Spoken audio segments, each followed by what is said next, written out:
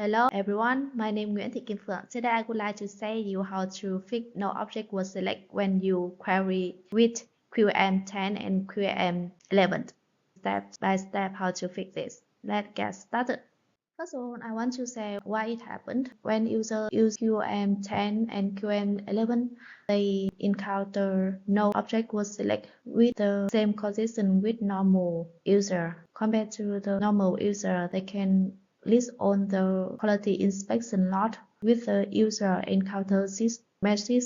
No object was selected. They don't see anything. You already checked with SU factory. There is no lack of authorization.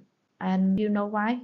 It's happened because user use the default variant. So in the next slide, I will say you how to delete the default variants for the error user.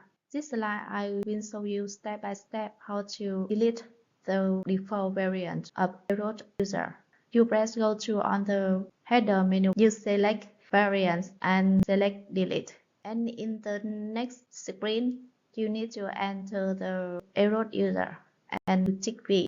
After that, you need to select in current client only and press continue.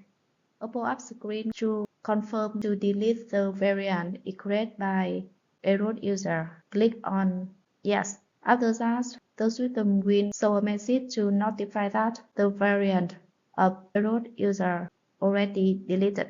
And this is all step for delete the default variant for the error user. After that, you can check again with QM10 and QM11, and the list of quality inspection will display.